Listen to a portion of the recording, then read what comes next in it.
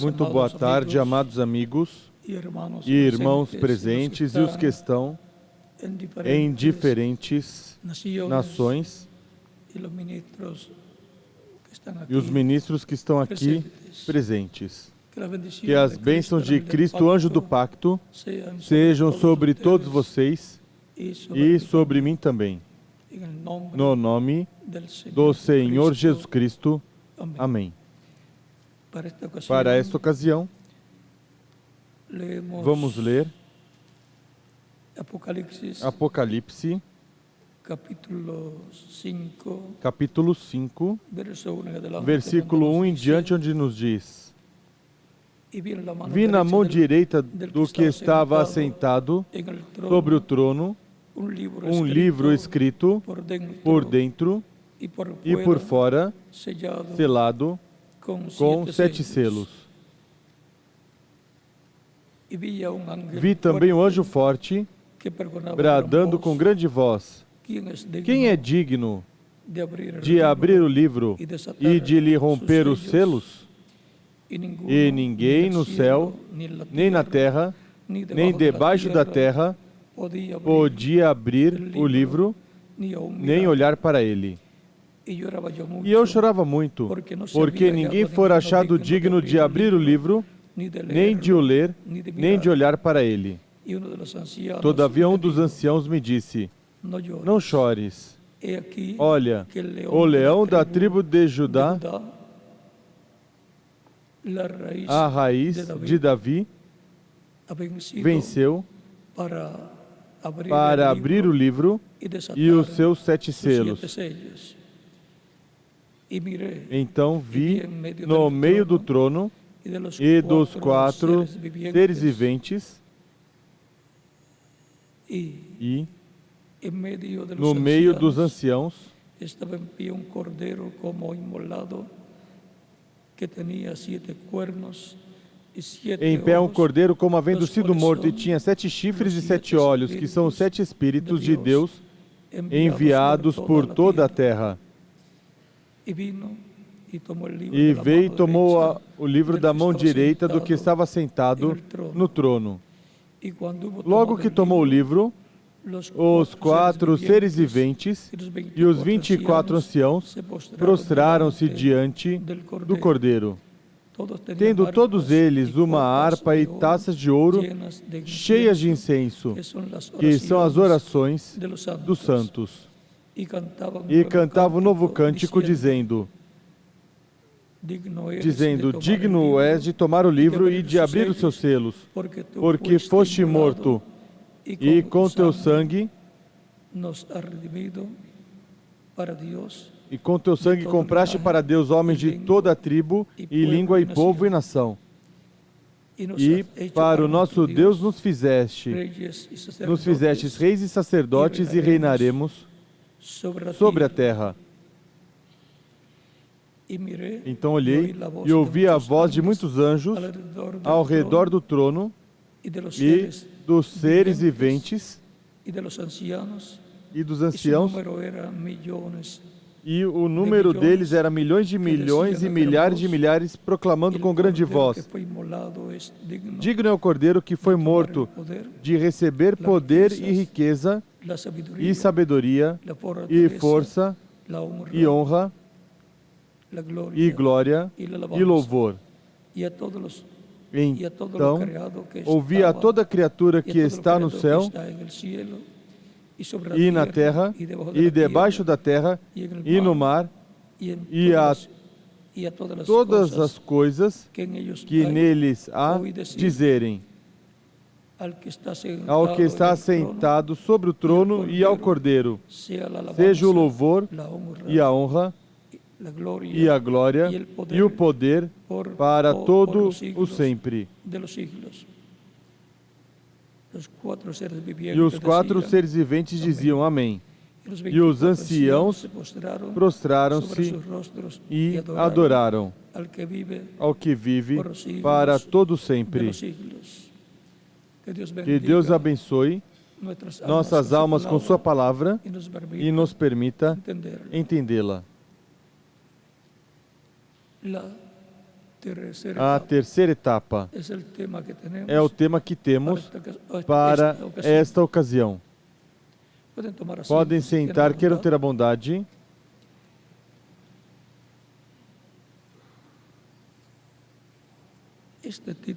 Este título de propriedade, o livro selado com 7 selos, é o livro da vida, onde estão escritos os nomes dos que receberão a Cristo como único e suficiente Salvador.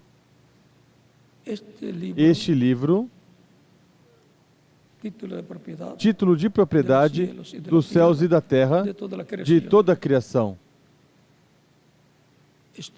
esteve nas mãos de Adão, mas porquanto pecou, foi tirado, regressou à destra de Deus, ou seja, regressou ao dono original. E enquanto este título de propriedade estiver na destra de Deus, o ser humano não pode viver fisicamente eternamente.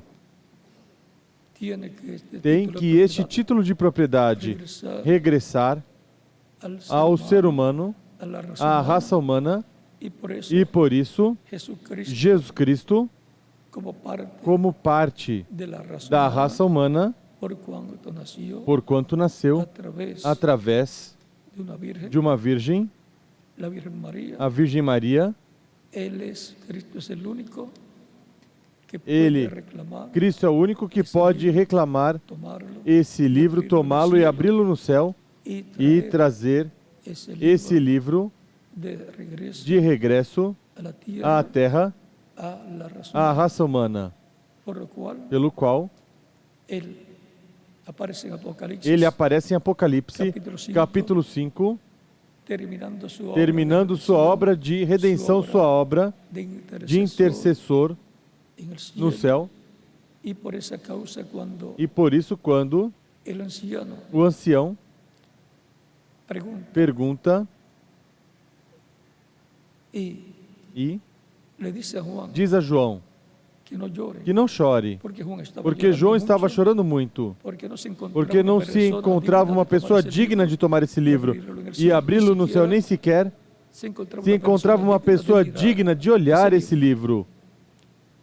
Por isso João chorava muito, porque sabia que tudo estava perdido se não aparecesse essa pessoa, e não aparecia. Mas de momento, o ancião diz a João: não chores, eis o leão da tribo de Judá. Eis o homem que pode tomar o livro e abri-lo. É o que significa isto.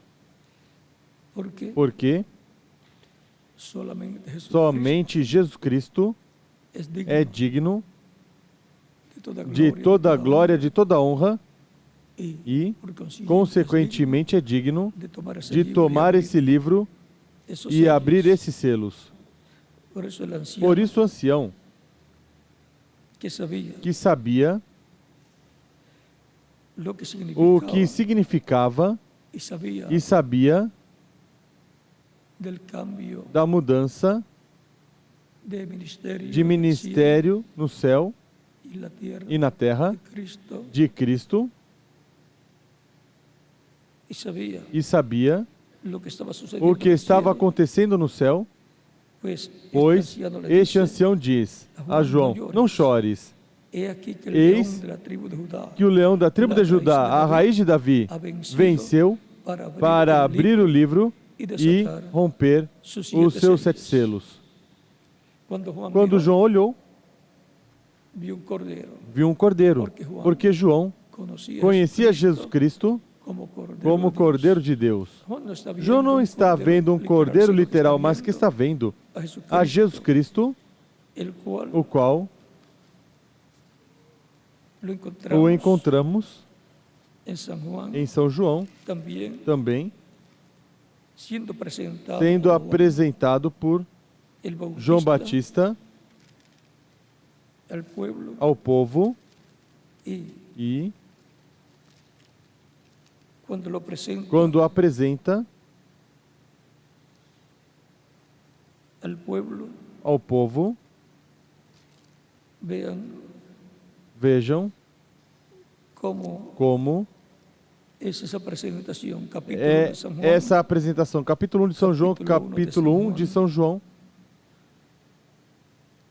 versículo 25 em diante,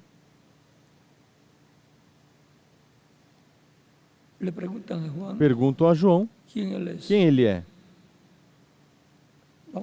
Vamos ler desde o versículo 19 de São João, capítulo 1.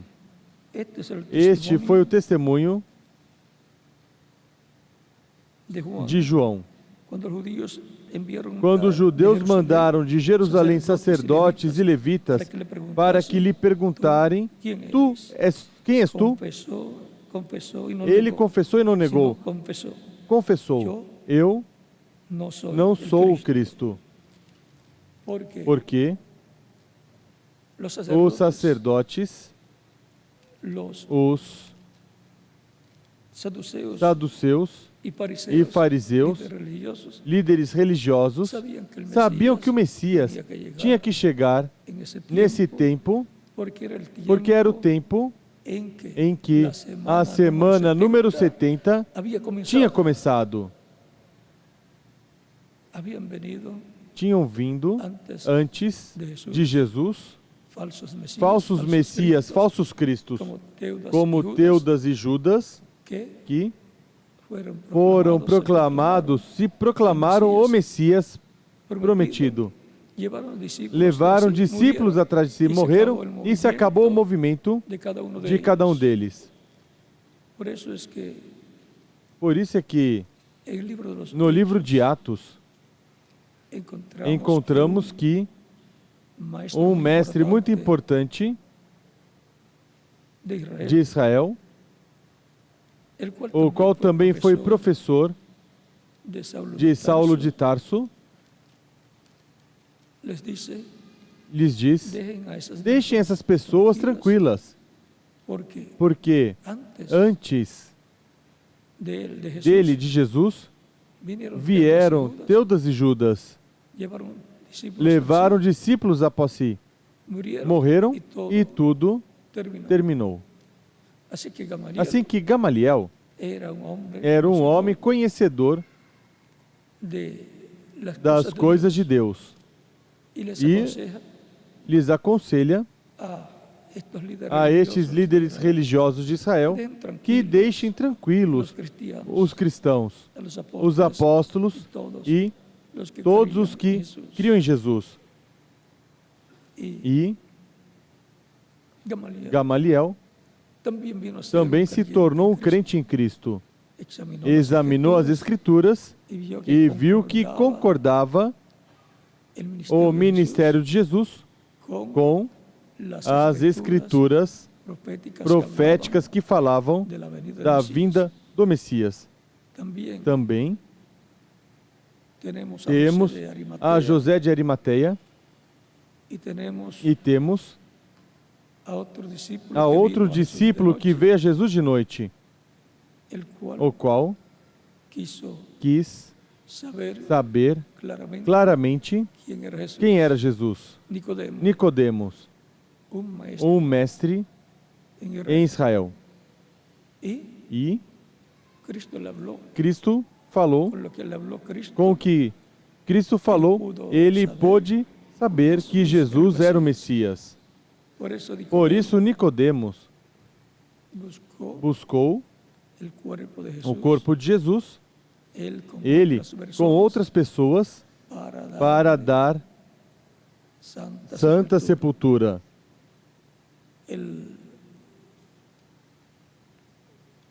O lugar de sepultamento de José de Arimateia também estava disponível para Jesus. Com os ricos foi sua morte.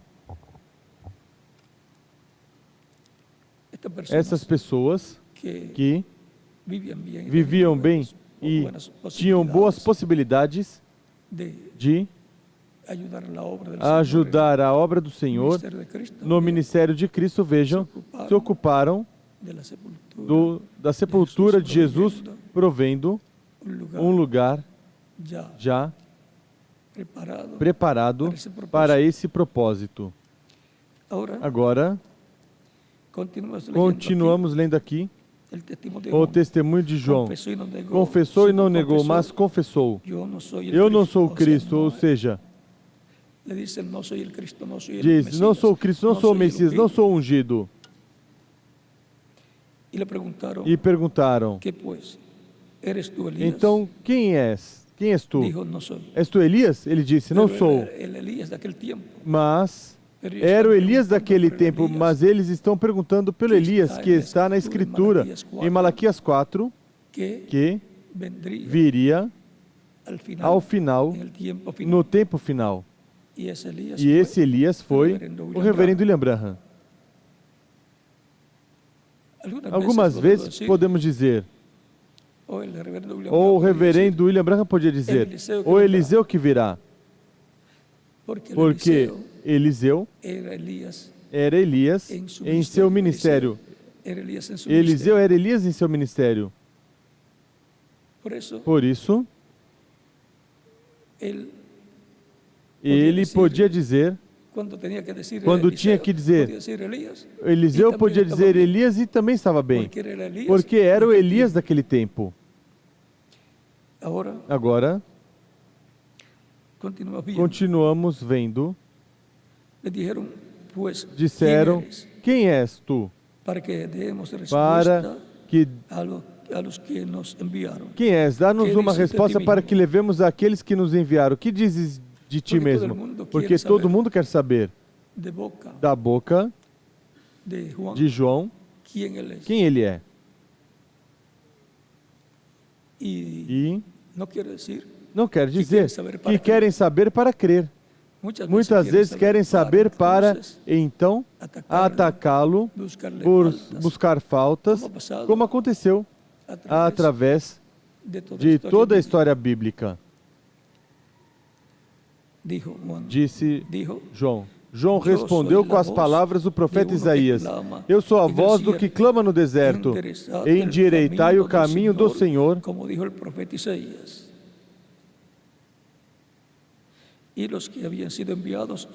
Ora, alguns dos fariseus que tinham sido enviados, agora vejam, João não se colocou a discutir com eles. Ele disse: eu sou a voz de um que clama no deserto, como diz o profeta Isaías. Ou seja, ele está dizendo: eu sou esse que está clamando no deserto. Então encontramos João pelo deserto, e onde João estava, as pessoas para serem batizadas em áreas que eram desertos, mas ali chegavam as pessoas. Igual que quando Jesus, chegavam pessoas em lugares que Jesus estava pregando, já fora de cidades, aldeias ou desertos.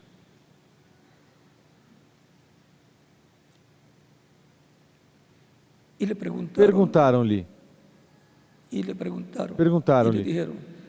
Então, por que batizas se não és o Cristo, nem Elias, nem o profeta? E era profeta. Por que lhe diz, nem o profeta? Porque o Messias tem que ser um profeta.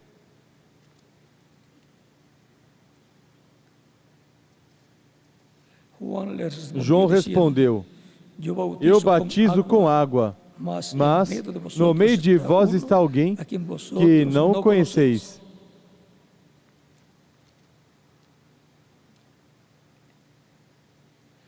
Ou seja, que João já estava conhecendo que tinha que estar na terra àquele ao qual ele estava preparando o caminho.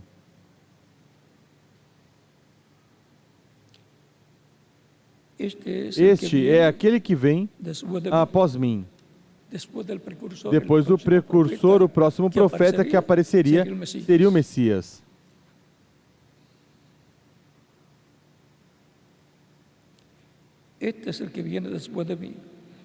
Este é aquele que vem após mim.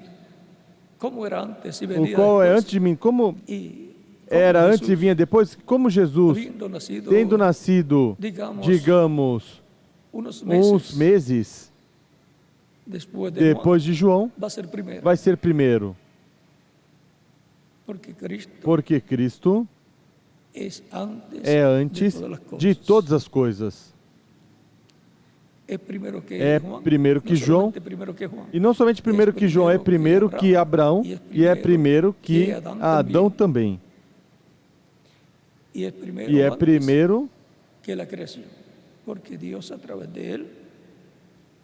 ou antes da criação, porque Deus, através dele, foi que realizou a criação.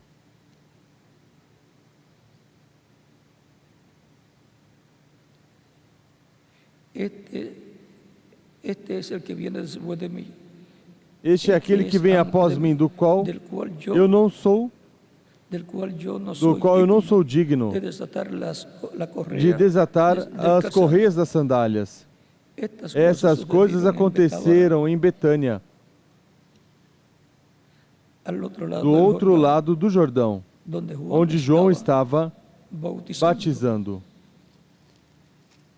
No dia seguinte, João viu a Jesus que vinha para ele e disse: Eis o Cordeiro de Deus que tira o pecado do mundo. Ou seja, que já quando esteve falando com os fariseus, ele já sabia quem era o Messias. Segundo a carne, seu primo.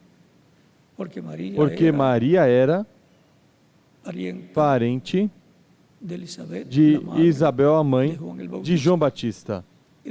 E seguramente, quando Maria foi ver Isabel, que estava grávida e já tinha 6 meses de gravidez, disse o anjo: já vão 6 meses, e ela vai visitá-la, e diz o que o anjo lhe disse.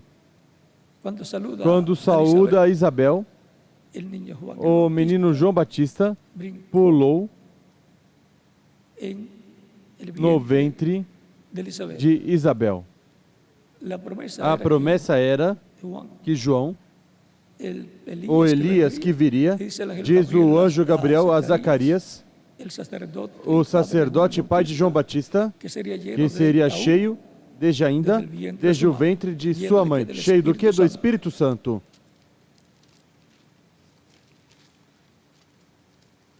E se ia ser cheio do Espírito Santo, vejam, algo tinha que acontecer.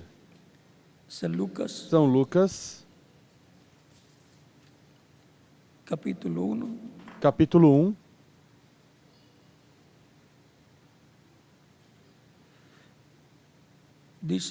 Diz: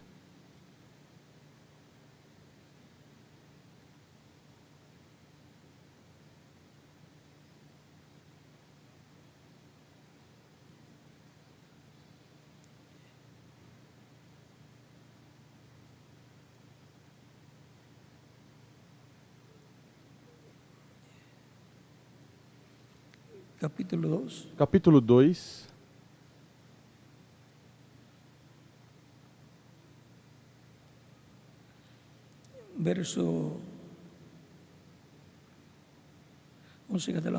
capítulo 1, versículo 11 em diante diz: Então o anjo do Senhor lhe apareceu em pé à direita do altar do incenso. Vendo Zacarias, perturbou-se, e o temor apoderou-se dele. Mas o anjo lhe disse: Zacarias, não temas, a tua oração foi ouvida, e Isabel, tua mulher, dará à luz um filho, e lhe porás o nome de João. Terás prazer e alegria, e muitos se alegrarão no seu nascimento, pois será grande diante do Senhor. Pois será grande diante do Senhor. Não beberá vinho, nem bebida forte, e será cheio do Espírito Santo já desde o ventre da sua mãe. Ou seja, que o que aconteceu quando Maria saudou sua parente Isabel, e o menino pulou quando foi cheio do Espírito Santo. Já estava prometido por Deus através do anjo Gabriel ao sacerdote Zacarias. E todas as palavras que falou o anjo Gabriel a Zacarias e a Virgem Maria também se cumpriram. Esse anjo é portador da palavra de Deus. Por isso, ao profeta Daniel disse: eu vim para te dar sabedoria, entendimento. E mostrou o reino dos gentios e a trajetória desse reino desde o tempo do rei Nabucodonosor, como a cabeça de ouro dessa estátua, até este tempo onde se encontra o reino dos gentios nos pés de ferro e de barro de oleiro. E para este tempo final é que está a promessa que da montanha, do monte, virá uma pedra não cortada por mãos. E isso é o quê? A vinda do Senhor ao seu povo, à sua igreja. O impacto será tão grande que esmiuçará. Serão esmiuçados os pés de ferro e barro de oleiro. E daí, o resto da estátua que resta até este tempo também será destruída. E a pedra crescerá e se formará um grande monte, um grande reino, o reino do Messias. Portanto, o reino dos gentios chegou à etapa em que terminará. Portanto, o reino dos gentios não tem futuro. Por isso vocês veem as crises econômicas e políticas que estão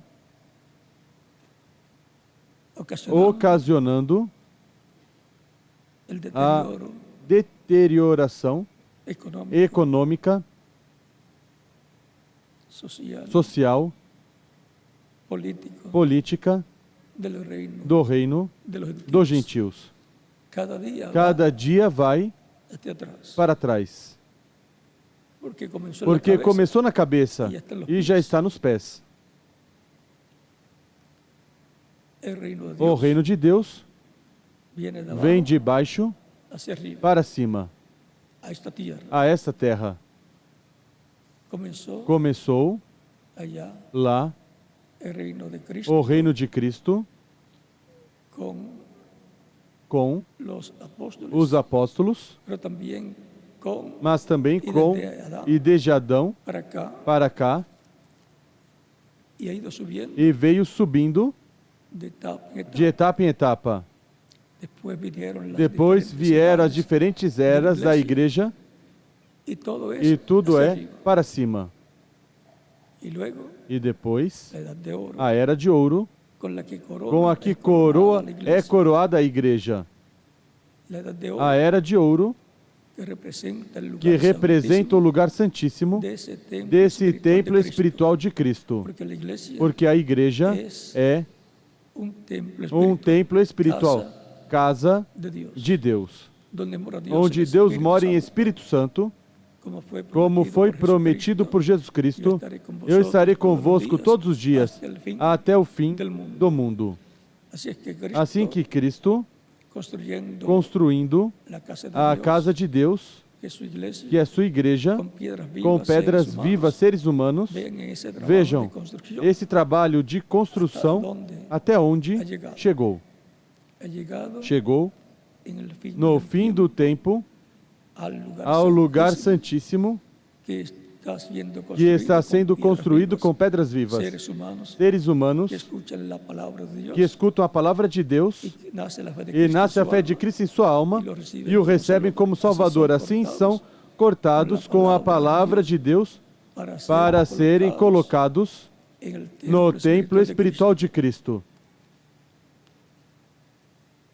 Deus corta essas pedras com a espada da palavra.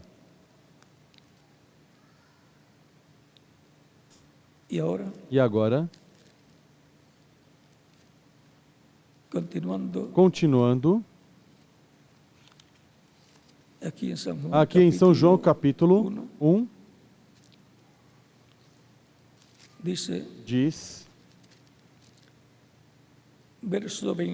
versículo 29, ele já havia dito, versículo 29 diz, no dia seguinte João viu a Jesus que vinha para ele e disse, eis o Cordeiro de Deus que tira o pecado do mundo. Cristo, com o seu sacrifício na cruz do Calvário, tirou o pecado do mundo. Daí em diante, as pessoas respondem por seus próprios pecados.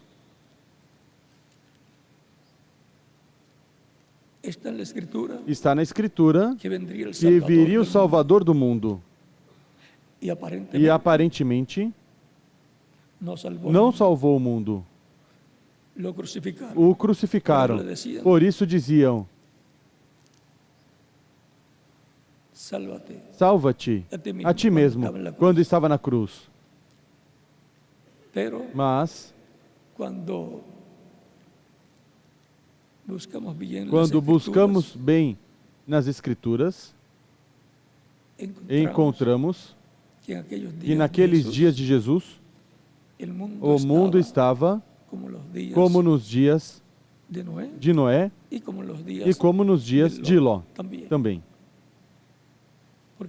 Porque era um tempo em que um entrelace dispensacional estava se realizando. E apareceu ali um profeta mensageiro dispensacional, o qual foi Jesus. E sempre que ocorre isto, algo grande ocorre na terra. Jesus está ali presente para fazer o trabalho que lhe corresponde para a salvação do mundo. O mundo naqueles dias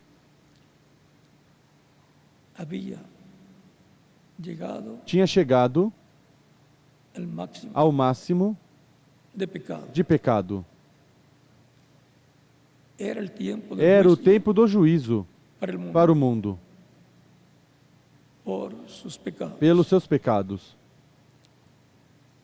Mas chegou o Redentor, o Salvador, e ali, no Getsemane, tomou os pecados do ser humano e se tornou assim pecado por nós, à custa da sua própria vida. Ele dizia, se o grão de trigo não cair em terra e morrer, ele fica sozinho. Ou seja, que morreriam as demais pessoas. E já o planeta Terra, com o ser humano somente, como se veria Jesus somente dizendo, este planeta Terra é meu, e sozinho, com quem iria compartilhar? Cristo tomou nossos pecados, porque podia fazê-lo. Para isso foi que foi encarnado o Verbo, o anjo do pacto, o Espírito Santo, e tinha um trabalho importante de ser o Redentor, o Salvador do mundo, o Salvador do ser humano. Por isso morreu na cruz do Calvário, levando os pecados do ser humano. E então, Deus, ao olhar, vê as coisas através do sangue de Cristo. E como o sangue de Cristo tira o pecado, então não vê pecado. Um arco-íris está ao redor do planeta Terra, protegendo a vida do planeta. Um pacto, o pacto divino, no sangue de Cristo. Quando terminar sua obra de intercessão, então já não haverá oportunidade para as pessoas virem aos pés de Cristo e obterem a redenção. Terão que passar pela grande tribulação, mesmo que recebam Cristo. E agora, encontramos que tudo que o anjo Gabriel disse era certo. E aqui, o que João diz de Jesus também é certo. João foi bem ensinado por seu pai do que o anjo tinha dito. E, consequentemente, o que Maria tinha conversado com Isabel, seguramente deram a conhecer a João Batista. Assim que, precursor e precursado na família. E assim é bom. E tudo que Deus fará em sua igreja será a família de Deus. A família de Deus, que é a igreja do Senhor Jesus Cristo. Aí é que esteve o Espírito Santo e enviou seus diferentes mensageiros. Algum dia vai se completar a igreja. E quando entrar o último escolhido à igreja, escutando a pregação do Evangelho de Cristo, o recebendo como Salvador, sendo batizado em água em seu nome, e Cristo o batizando com Espírito Santo e fogo, aí se completará a igreja. Aí Cristo já poderá sair do trono de intercessão, onde está, como sumo sacerdote segundo a ordem de Melquisedeque. Se apresentará como rei, se apresentará como juiz e tomará esse título de propriedade. Agora vejam vocês uma coisa. Antes de Jesus sair do trono de intercessão, já estava se pedindo que se apresentasse alguma pessoa digna de tomar esse título de propriedade, esse livro, e abri-lo.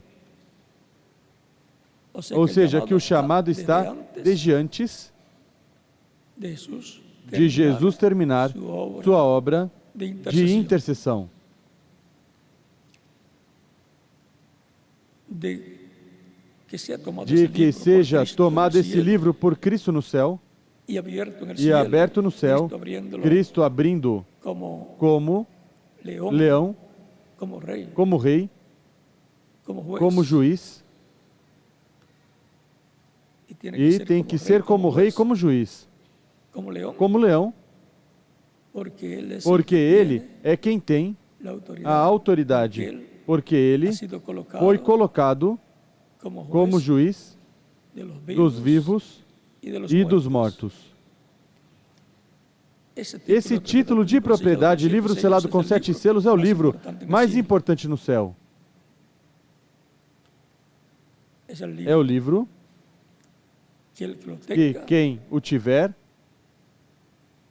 viverá eternamente. É o livro que Se a primeira era da igreja o tivesse tido, não morreriam. Ou alguma das 7 eras da igreja, se o tivessem tido, não morreriam. Esse livro vai ser entregue à igreja do Senhor Jesus Cristo. Quando Cristo o tomar no céu e o abrir. E isso é quando terminar sua obra de intercessão. Graças a Deus que Cristo ainda está no trono de intercessão como sumo sacerdote do templo celestial. Mas quando terminar esse trabalho, tomará o livro, abrirá e fará sua obra de reclamação, reclamará tudo que ele redimiu com seu sangue.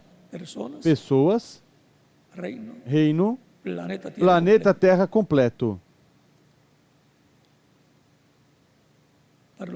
Para o qual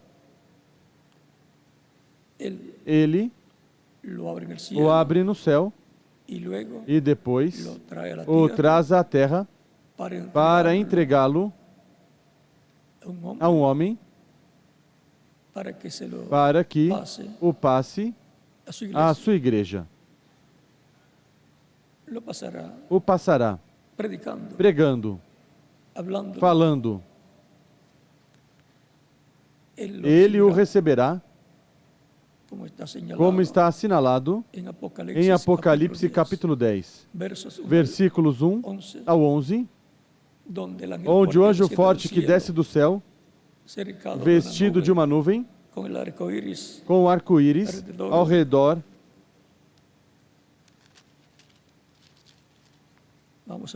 Vamos ver aqui, capítulo 10 de Apocalipse. Vi outro anjo forte descendo do céu, vestido de uma nuvem. Por cima da sua cabeça estava o arco-íris.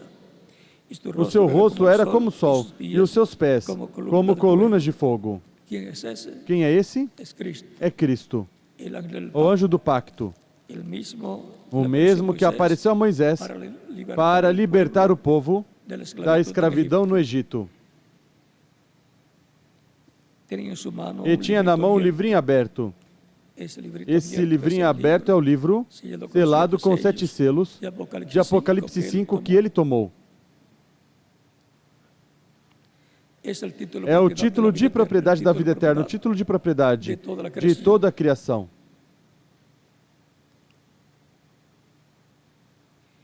Pôs o seu pé direito sobre o mar e o esquerdo sobre a terra. E clamou com grande voz como quando ruge o leão. Está falando como leão.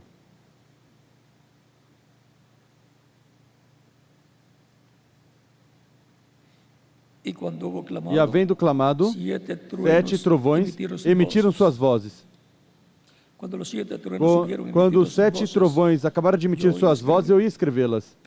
Mas ouvi uma voz do céu que me dizia: sela as coisas que os 7 trovões emitiram e não as escrevas.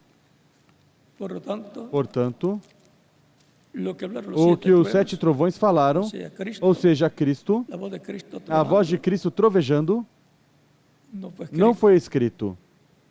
Nem sequer um símbolo foi escrito aí por João, o apóstolo.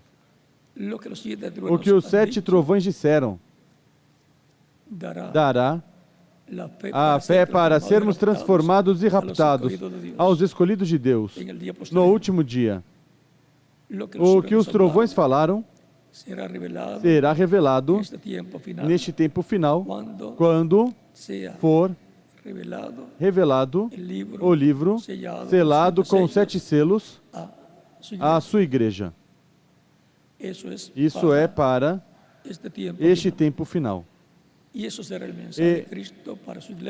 será a mensagem de Cristo para a sua igreja, para dar a fé para serem transformados e raptados. Será revelado o mistério da segunda vinda de Cristo à sua igreja. E tudo vai girar ao redor da vinda do Senhor à sua igreja.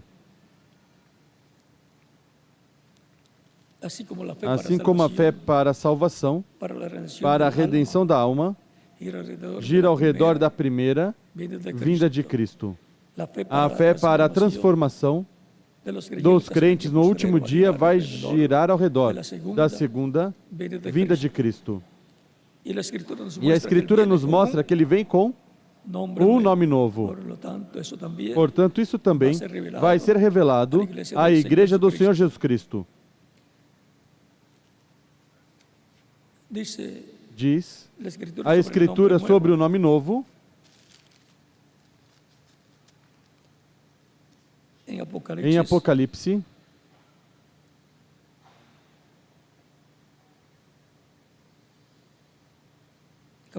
capítulo 2, versículo 17 diz: quem tem ouvidos, ouça o que o Espírito diz às igrejas. Ao que vencer, darei do maná escondido, e lhe darei uma pedra branca, e na pedra um novo nome escrito, o qual ninguém conhece senão aquele que o recebe. Portanto,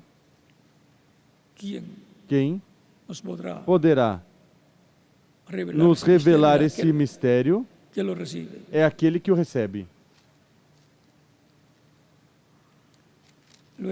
Depois, em Apocalipse capítulo 3, versículo 12 diz: a quem vencer, eu farei coluna no templo do meu Deus, de onde jamais sairá. Escreverei sobre ele o nome do meu Deus. Vai ser escrito o nome de Deus sobre o vencedor. E o nome da cidade do meu Deus, a nova Jerusalém, que desce do céu do meu Deus. E também o meu nome novo. Cristo, quando subiu vitorioso ao céu, depois de ressuscitado, recebeu um nome novo. Assim que a fé para o rapto vai girar ao redor da sua segunda vinda e seu nome novo que ele usará para sua segunda vinda.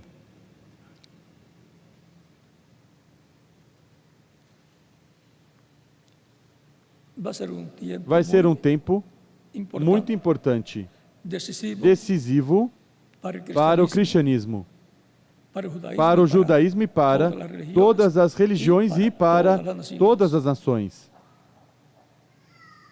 Esses mistérios serão revelados neste tempo final. Quando Cristo concluir seu trabalho de intercessor no céu, como sumo sacerdote, e se converta no leão da tribo de Judá, em juiz e rei. Então, terá se fechado a dispensação da graça. A intercessão no céu terá terminado e agora Cristo estará em uma nova etapa ministerial. Como leão da tribo de Judá, como rei dos reis e senhor dos senhores. E por isso é que em Apocalipse capítulo 19, versículo 11 em diante, o verbo que vem tem um nome que ninguém conhece, o qual é o verbo de Deus. Ou seja, é o verbo que se fez carne e teve um nome, Jesus, em sua primeira vinda. O verbo, o Espírito Santo, o anjo do pacto, virá de novo. Isso será sua segunda vinda com um nome novo e diz que em sua vestimenta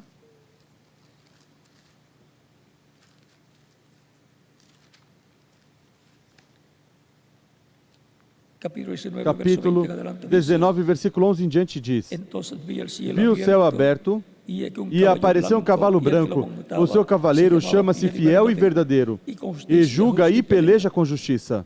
Esse é Jesus Cristo, o Verbo. Seus olhos eram como chama de fogo E sobre a sua cabeça havia muitos diademas. Ele tinha um nome escrito que ninguém sabia senão ele mesmo. Estava vestido com um manto salpicado de sangue. E o nome pelo qual se chama é o Verbo de Deus. Seguiam-no os exércitos que estão no céu, em cavalos brancos e vestidos de linho fino, branco e puro. Da sua boca saiu uma espada afiada para ferir com ela as nações. Ele as regerá com vara de ferro. Ele mesmo é o que pisa o lagar do vinho, do furor e da ira do Deus Todo-Poderoso.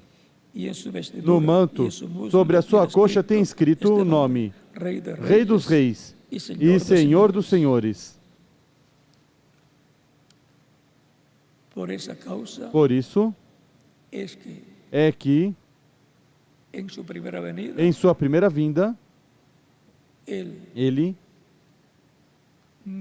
não fez a reclamação, porque isso é para este tempo final, onde ele se revelará como Rei dos Reis e Senhor dos Senhores. Como leão da tribo de Judá, em sua primeira vinda, veio como Cordeiro de Deus para morrer na cruz do Calvário. Para este tempo final, no programa divino, está prometida a maior manifestação que ele tenha tido no meio da sua igreja. E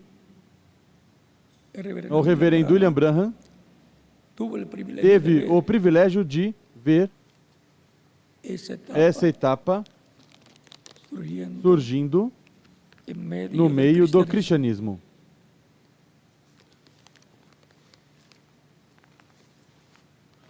E ele diz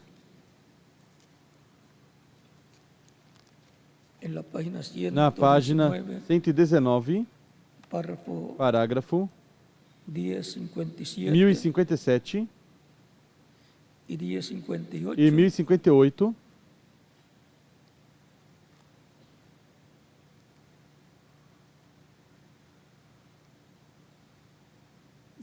diz: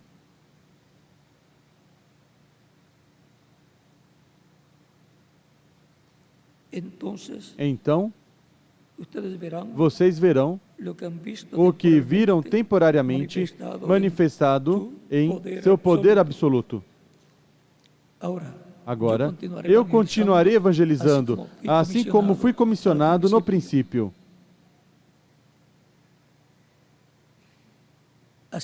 Assim continuarei, mas vocês têm a palavra, e vocês saberão onde olhar e no que estão em pé. Mas abaixo diz: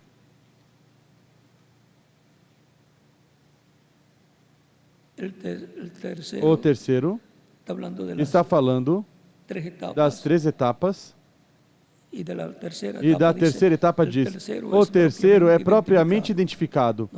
Nós sabemos onde está. E que a terceira etapa está aqui. É tão sagrada que não devo, falar muito disso. Como ele me disse no princípio, ele me disse: disto não fales nada. Vocês se recordam? E se tivesse lido até o princípio, já teria terminado hoje, porque lhes lia isso e terminava. Não posso falar nada, mas queremos dar um percorrido pelo que ele falou, através do reverendo William Branham. Mas tratei de explicar as outras duas etapas, a primeira e a segunda. E fiz um erro, na minha opinião. Eu não digo que o Senhor me disse isto. Isto será o que começará a fé para o rapto, para ir. Eu terei que ficar calado por um tempo. Agora recordem, e você que está ouvindo esta fita, você verá uma mudança em meu ministério. Depois, decaindo, não se levantando, decaindo. Já estamos na era e não pode ir mais além. Temos que esperar aqui um minuto até que isto aconteça. Até que isso aconteça aqui para alcançá-lo. E então vem o tempo e a pressão. Está em um lugar onde você está oprimido. Então olhe o que estou preparando para te dizer. Olha a terceira etapa então. Olha a terceira etapa então. Será absolutamente, totalmente para os perdidos. Mas será para a igreja e a noiva. Ou seja, que a terceira etapa vai impactar o mundo inteiro, o cristianismo completo e os escolhidos, identificados pelo reverendo William Branham como a noiva virgem do Senhor Jesus Cristo.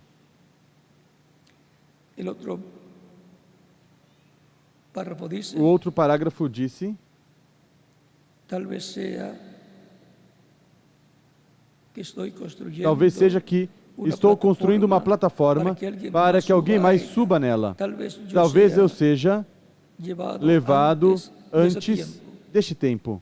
E foi levado. Mas eu creio que estamos tão perto que eu não morrerei de idade avançada e sendo de 54 anos, não morrerei de velhice até que ele esteja aqui. Até que quem ele precursou, ao que ele preparou o caminho, diz, não morrerei de velhice até que ele esteja aqui. Já teria quantos anos?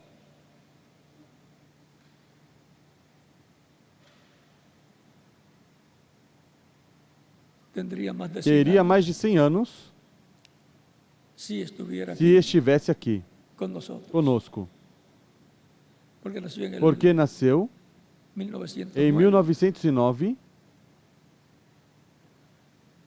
e estamos em 2013, subtrai 9 anos dos 13, restam quanto teria? 104 anos.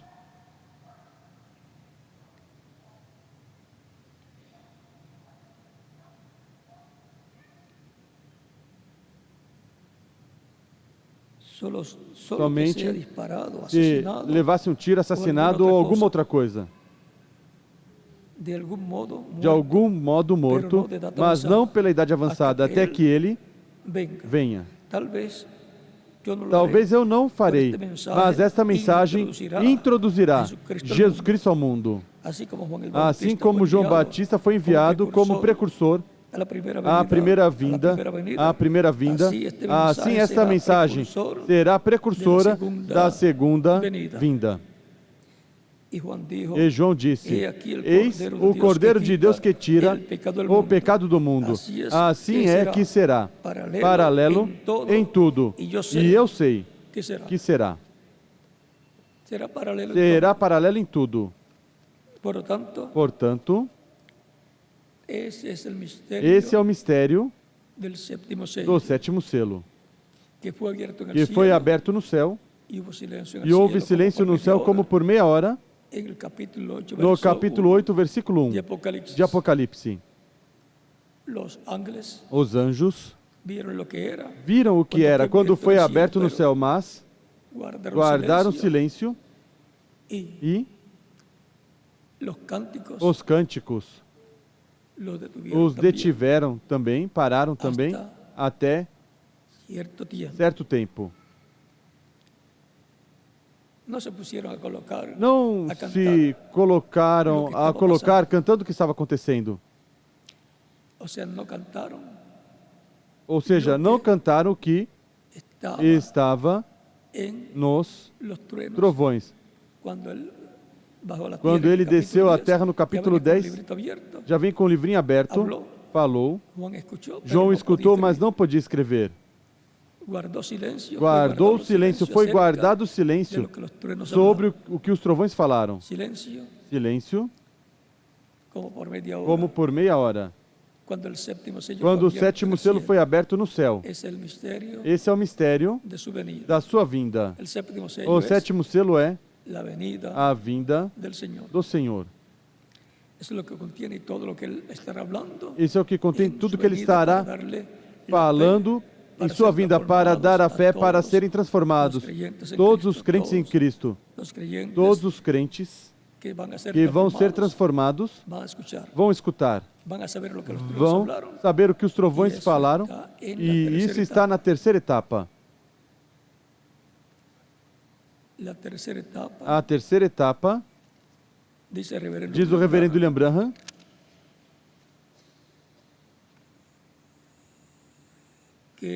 que é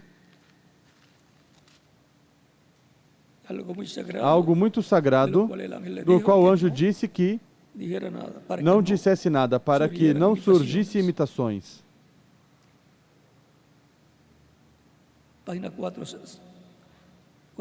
Página 471 do livro dos selos, essa versão diz: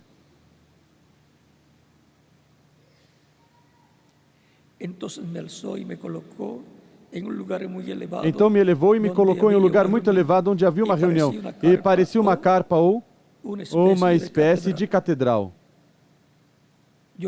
Eu olhei, e para um lado parecia que havia uma caixinha, um lugar pequeno. E essa luz que vocês veem sobre a fotografia estava falando com alguém mais acima de onde eu estava. Mais acima de onde ele estava. De onde estava o irmão Branham. Foi voando de onde eu estava e foi pousar sobre a carpa e disse: Te encontrarei ali. Isto será a terceira etapa e não dirás a ninguém. Ele não podia explicar, revelar o segredo da terceira etapa. E lá no Canyon Sabino ele me disse: essa é a terceira etapa, ou seja, quando lhe caiu a espada na mão. Isso é a terceira etapa. Há três coisas muito grandes que acompanham a terceira etapa. Uma delas se abriu ontem, outra hoje, e resta uma coisa que não posso interpretar, porque está num idioma desconhecido. Não estava em inglês. Mas estive ali em pé e olhei diretamente. E essa é a terceira etapa, o que vem. E o Espírito Santo de Deus.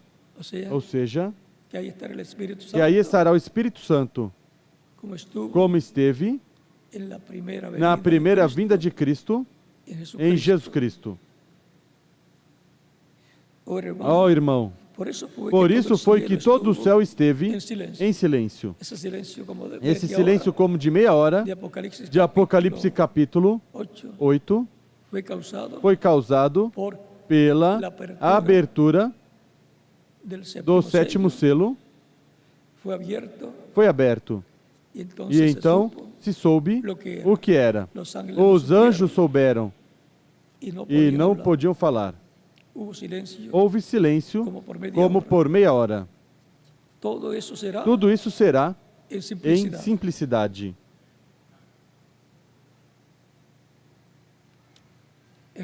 O reverendo William Branham viu, porque ele esteve no quartinho pequeno que estava dentro dessa grande carpa catedral. Mas se foi com um segredo. Isso vai ser revelado à igreja nessa terceira etapa, que está em um idioma desconhecido para os que falam inglês. Ou aprendem ou é traduzido.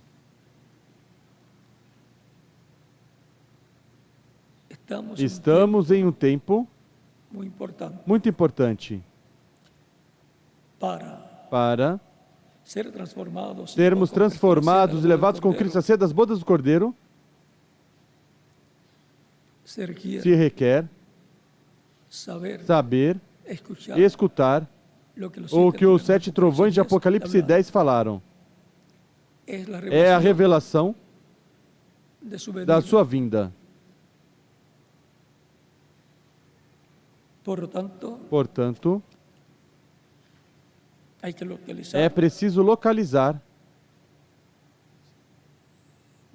onde vai ser esse evento, para daí, mesmo que seja por linha telefônica ou por internet, ou por satélite, como for, cada ministro ter o seu povo ciente, recebendo a palavra revelada para o nosso tempo. Assim é que se poderá cobrir o mundo inteiro com a notícia do 7º selo sendo aberto, sendo revelado à sua igreja, para obterem a fé, para serem transformados e raptados. Para a primeira vinda de Cristo e para ser aberto o mistério da sua primeira vinda, como o Cordeiro morrendo na cruz do Calvário, houve lutas. A religião principal do seu tempo se levantou contra dessa revelação que dava fé para receber salvação e vida eterna, receber essa transformação interior, receber a redenção da alma. Para receber a redenção, a adoção, a redenção do corpo, estaremos escutando o que os trovões falaram e obtendo a fé para sermos transformados e raptados. Outros atacarão toda a revelação e tudo o que Deus estará fazendo. Mas serão abençoados os que escutarão e crerão. Porque vão ser transformados e levados com Cristo à ceia das bodas do Cordeiro. Aí estará se cumprindo a terceira etapa no cumprimento da visão da carpa. Portanto, a terceira etapa, a Igreja do Senhor a necessita. Tudo estará baseado na palavra de Deus, que foi trazida pelo Espírito Santo através dos seus diferentes profetas, incluindo o reverendo William Branham, que foi o maior profeta que tenha aparecido na América do Norte. Ele foi o mensageiro para a sétima era.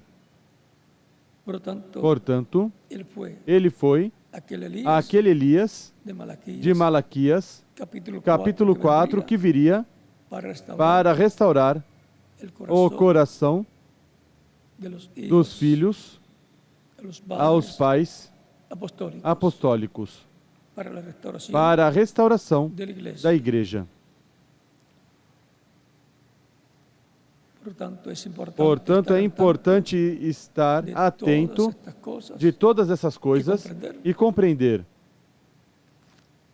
o porquê Deus está nos abençoando.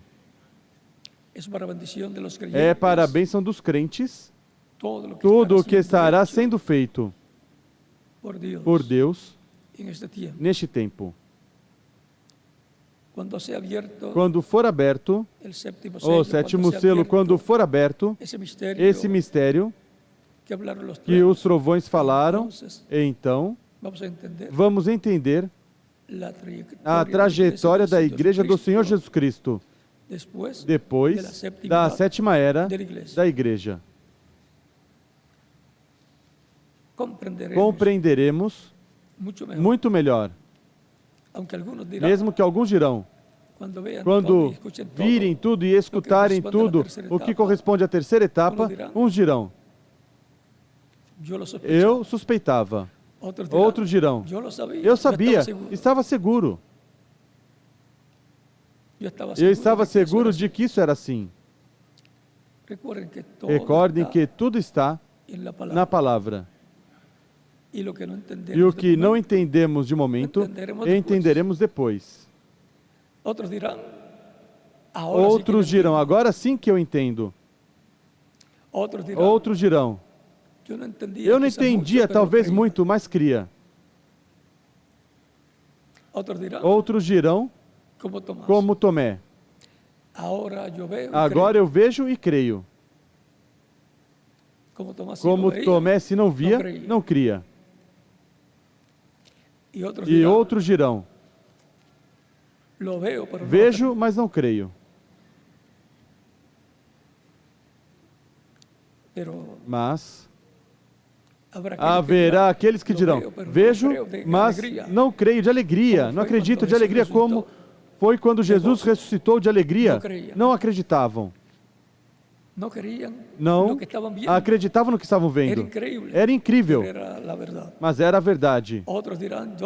Outros dirão, eu creio, dirão que não creem porque são incrédulos. Outros de alegria que dirão, é incrível o que estamos vendo. Mas a promessa de Deus para nós, para todos os crentes em Cristo, para todos que estão escritos no céu no livro da vida do Cordeiro. A identificação para as pessoas de estarem escritos na seção do livro da vida do Cordeiro é que crerão na palavra de Deus correspondente ao último dia, como creram em cada era os crentes correspondentes a cada etapa da Igreja do Senhor Jesus Cristo. A terceira etapa, não se pode falar muito dela. Falei somente o necessário e sempre recomendo que não haja fanatismo, porque o fanatismo, o reverendo William Branham disse que coloca tudo a perder.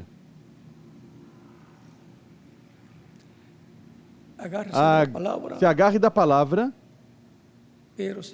mas sem fanatismo. Assim, Deus disse que seria, e assim vai acontecer.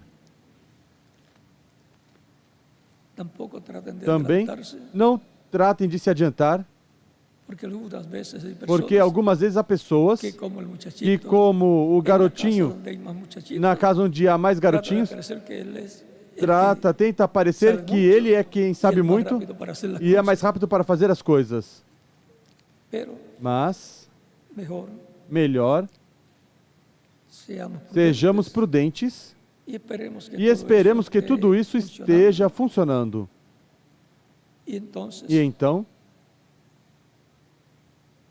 nossos olhos verão o que Deus prometeu se tornando uma realidade na terceira etapa, que está prometida para ser manifestada essa terceira etapa, onde a glória de Deus vai estar no meio da sua igreja. A terceira etapa. Que Deus abençoe e os guarde e nos ajude para receber essa bênção tão grande que Ele prometeu para a sua igreja para este tempo final. Recordem, na terceira etapa virá também a palavra sendo falada, abrindo estes mistérios divinos.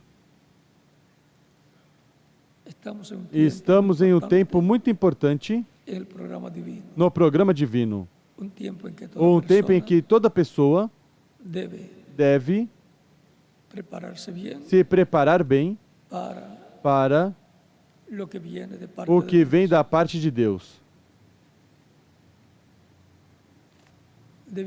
Deve consagrar sua vida a Deus, se preparar para a bênção tão grande que vem da parte de Deus. É como quando Josué, com o povo, ia cruzar o Jordão. Deus disse: santifica o povo. Com vocês, cada ministro em cada país, e aqui, o reverendo José Benjamin Pérez. Continuem passando todos uma tarde feliz, cheia das bênçãos de Cristo, nosso Salvador.